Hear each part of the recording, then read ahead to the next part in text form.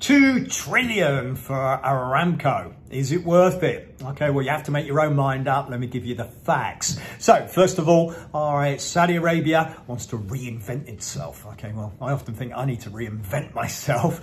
But what does that mean? Okay, well, they're raising capital by selling some of the shares in Aramco. And Aramco is the richest company in the world. What do I mean by that? Well, if you take profitability, okay, then it's double Apple. Well, nearly double Apple. Okay, that kind of gives you a indication of the size of the organization. So, do the markets like it? Okay, well, fund managers don't like it at the moment. They say 2 trillion's too high. So, price isn't officially launched yet, but Prince Mohammed says that it's going to be around 2 trillion, or it's worth 2 trillion. Okay, how's he basing that? Well, he's basing that on the fact that it has 10% of the world's oil supply. So if you actually look at the amount of oil that it has in a comparison with a valuation with other oil companies, $2 trillion is its price.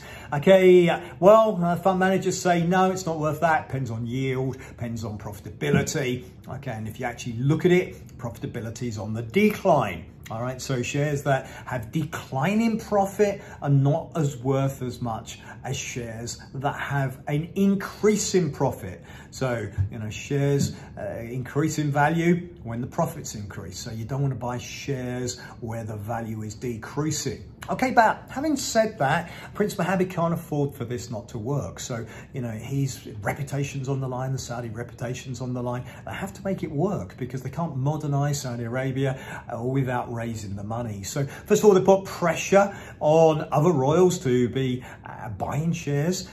Chinese have said they're going to put 10 billion, all right, into the shares. And let's expect the valuation to be less than 2 trillion. Let's expect it to be around 1.7 trillion. Okay, would still make it the biggest company in the world. And all right, that might entice more people into it. So shares are available from the middle of November till early December for private individuals. And in order to entice them, they get a 10% bonus. So if you buy 10 shares, okay, then you get an extra 1 as a bonus. So that's a 10% bonus. And dividends, 4%, somewhere around there. Okay, that's a sizable dividend. Okay, you're investing, however, in a company that there's only a small amount available on the market. Okay, so again, fund managers don't like that. They don't like it that we're talking about 3% of the shares being available. Okay, they'd rather, when a company's floated on the market or when there's shares available, that there's a bigger proportion that's available. Okay, why? Well, that gives them, as shareholders, some power. Okay, when there's 3%, there's no power. Okay, in other words, Saudi Arabia will be completely in control of Aramco and they can do what they like. All right, and that from a fund manager's point of view is, oh, hang on a second. We don't want to be a small minority shareholder. We don't want to be in a company, all right, where we've got no say. Okay, so will the launch be successful? Okay, well, all right, being I'm in the Middle East and knowing the Middle East so well, I'm going to say that it's going to be a successful launch. Will the fund managers buy?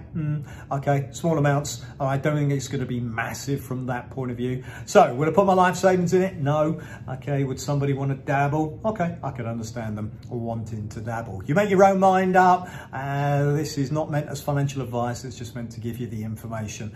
Okay, in truth, when it's investing, I always say you got to look at a person's personal circumstances and sit down with them, and you need a financial advisor. So I would always say diversify, okay, and spread your risk. So, you know, it depends on where you're at your point in life, what your attitude towards risk is and what your objectives are. Okay, I would suggest see a financial advisor, all right, and take their advice on the type of vehicles you should be investing in. All right, so I hope you like the video. Please press like, please share, and please subscribe. Helps me get more content out on a regular basis. Have a great week and hope the information was useful to you.